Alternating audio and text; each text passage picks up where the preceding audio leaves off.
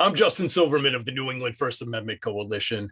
Thank you for joining us for this series on state public record laws and the Federal Freedom of Information Act.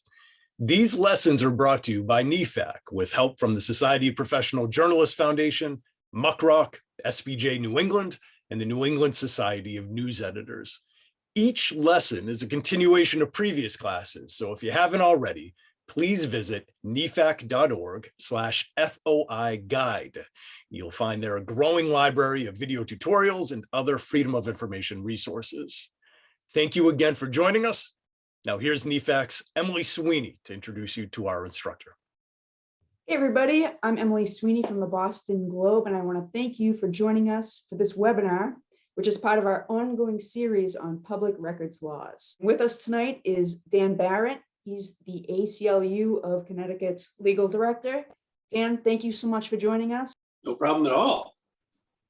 So I guess we should start with, so I'm going to whip through kind of like what an appeal is and what you have to do, but we should really talk about what is, with an appeal, we're talking about contesting a denial of open records. So we should really talk about what's a denial of open records. So in Connecticut, what you should think about appealing when you get any of the following. Number one, pretty obviously, you ask for records and an agency tells you, no, you can't have it. That's a denial. But there's some other stuff that I'm sure if journalists in the crowd or people who've used the Open Records Act before have seen, which is radio silence. So you make a request, knowing nothing from the agency for days, they ignore you. Claims that they're working on it and it takes forever. Sometimes you might also see, this comes up a little bit, which is a claim that they don't have physical custody of the records. So they tell, oh, it's it's at our attorney's or it's in some other office, so I can't give it to you. All of those things are denials. So anytime you're not getting the record that you want, that's when you should really start thinking, okay, I might need to appeal here.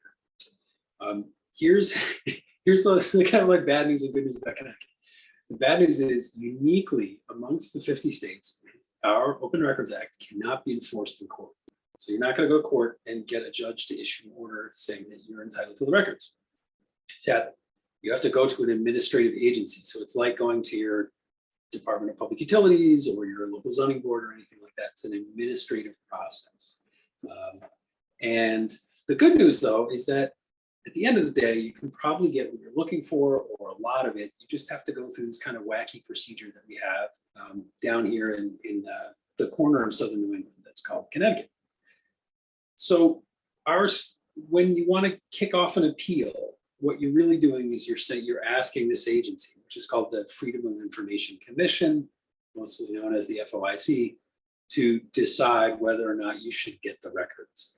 And here's your other kind of piece of Connecticut specific not great news. You do have a pretty tight deadline to appeal. Although public agencies, you may remember from our earlier webinar on open records, public agencies don't necessarily have a hard deadline to respond to you. You have a 30-day deadline in which to appeal. So if you're getting one of those responses that I talked about earlier, you're getting stonewalled, you're getting a denial outright, you're getting a claim, oh, we're working on it, watch the calendar because you really should appeal within 30 days. And usually what I do is when I make a request, I then calendar 30 days from the date of the request so I know when to file my appeal and get in line with the commission. It can be kind of a trap for the unwary. However, if you ever reach a situation which you think you might not have appealed fast enough, you can always send a request that says, for example, this request renews my earlier request for these documents. And then you can kind of start the clock over. But just beware of that. In some states, there's a 3-year limit to appeal. There's a 1-year limit. In Connecticut, it's 30 days. So if you want these records, you really want to think about getting in line at the FOIC and getting things underway. It takes quite a long time for things to get heard at the FOIC. So really get your number. It's like being in the long deli line. Get your ticket number and just sit there and let it go. But do it within 30 days. Let me quickly tell you, since it's not court, I want to quickly give you the lay of the land when it comes to what happens at the FOIC. So it's not as if you file something and then a judge shows up, here's your case, and issues an order. What's going to happen first is you're going to write to them and you're going to appeal. And I'll talk in a second about what that should look like. It's not really a formal document, but you're going to write to them and say, hey, I've been denied these public records and I want to appeal.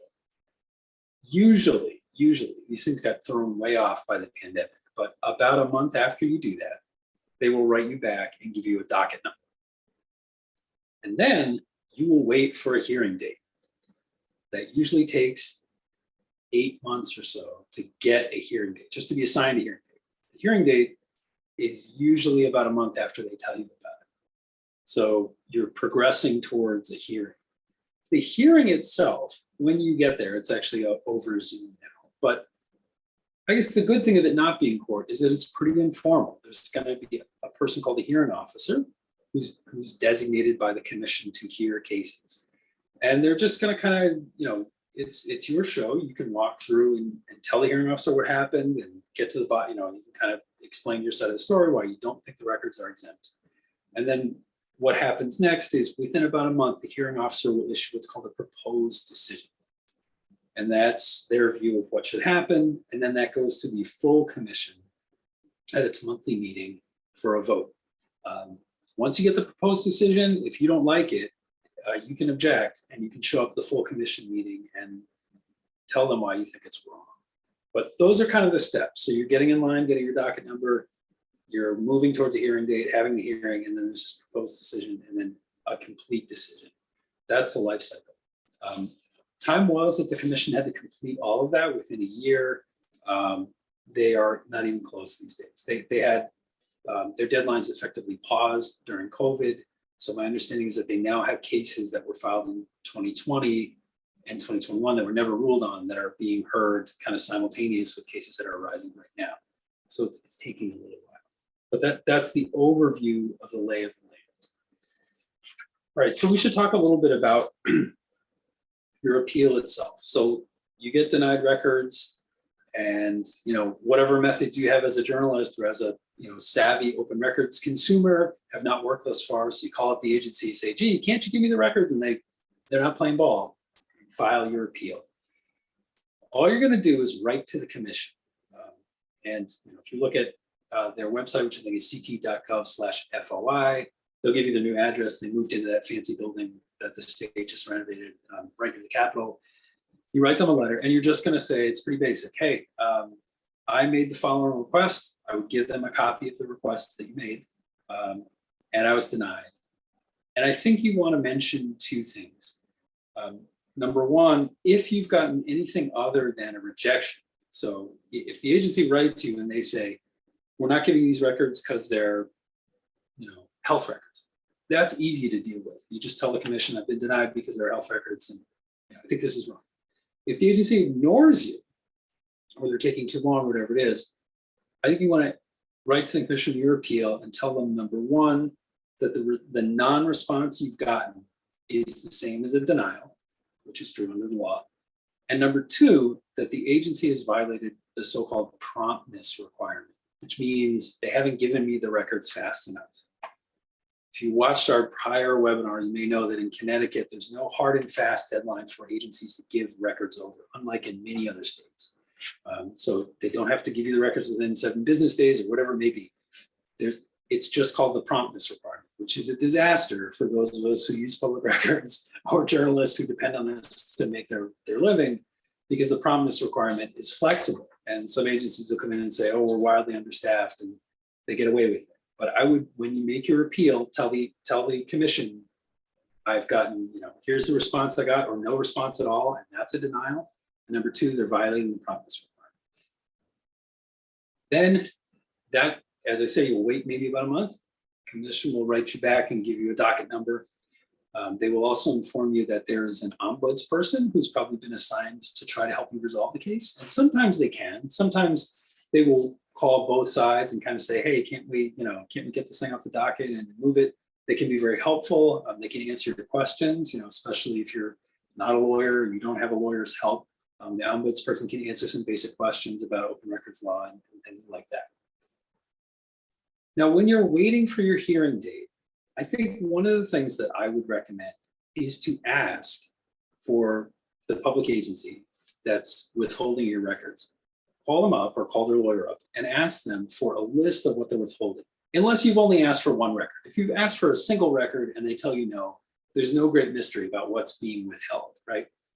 But I think you probably have run into a situation that I have, where you ask for a set of records and you get just a no, or you get nothing at all. And so one big question in my mind that I think public agencies in Connecticut get away with way too much is, what exactly have you withheld and why have you withheld it? The kind of nightmare for us who deal with public records is to show up to a hearing at FOIC, and this happens all the time, in fact, in almost every one of my cases, where I show up there after having waited 8 months and I have no idea how many records are being withheld or why they're being withheld. Our statute, unlike some of the other ones in New England, doesn't require the agency to tell us outright why they're withholding records. So for example, one time I asked for some records from the state police, and they were records that provided by a prosecutor. And when I finally got a prosecutor in the chair at the hearing and asked, how many records are we talking about that? His response was, it's about 6 black notebooks full of paper, which isn't real helpful because I don't know what's on those. How many pages are we talking about, right? How many, what's on those pages? And the core principle, I think, in open records appeals is that we, the people, are entitled by default under Connecticut law, unless an exemption applies, we are entitled to the records. And so a really key question when you're appealing is, what exact exemption are you claiming gets you out of producing the record to me? And a lot of times public agencies will say, oh, there's a bunch, but you want to be really specific. If you're saying it's police records, tell me exactly which sub-exemption you're talking about.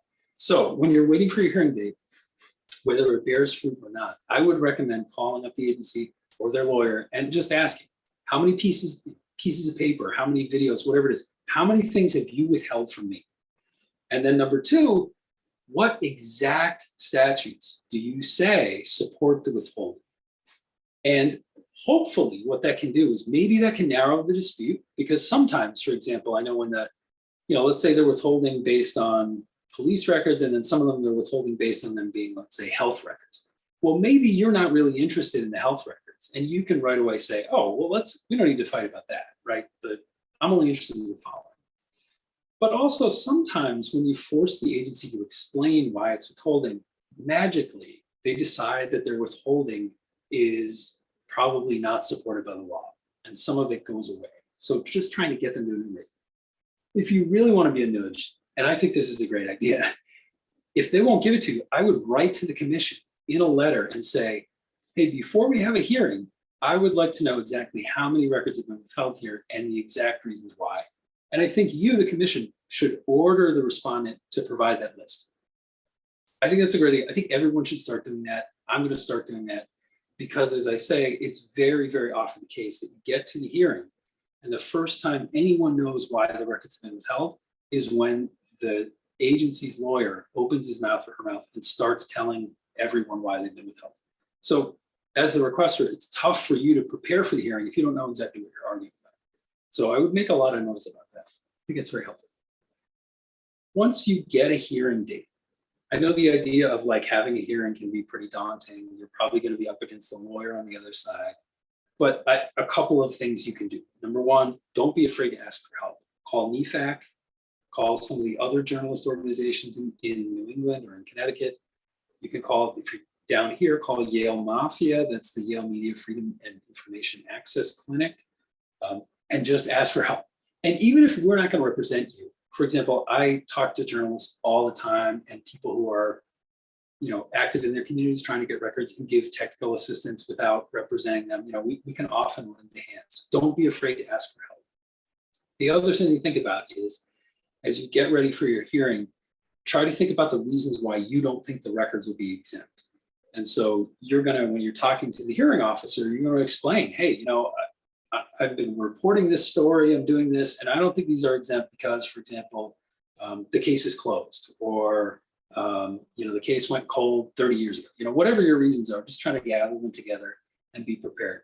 If you're not a lawyer, the hearing officer understands that. They deal with non-lawyers all the time. It's probably not going to be scary. but just be ready to kind of explain your side and especially what you asked for and what you're expecting to get. Then I guess the last thing to pay attention to when we're talking about appeals is after your hearing is over and you get that proposed decision, read it carefully, figure out what it says. Again, if you want, call Mafia, call NEFAC, call me. And if you don't know what it means, we can walk you through it and pay attention to it, because you can appeal if you get a decision that you don't like. You can tell the commission that you don't like the hearing officer's decision and you think they ought to go another way. And that entitles you to show up at the full commission meeting and argue your point. You may not win, but you at least get the chance to say, like, hey, this is wrong. I don't think this should be the law. So if it arrives in your email, don't let it linger. Like, pay attention to it, give it a read, and remember to tell the commission if you don't like the result. That's the nutshell version of appeals in Connecticut. I know it can be kind of a dense topic, but the whole idea is you want to, when you get a denial or you get a non-response, which is a game they play a lot, pay attention to your deadline, file your appeal, get in line.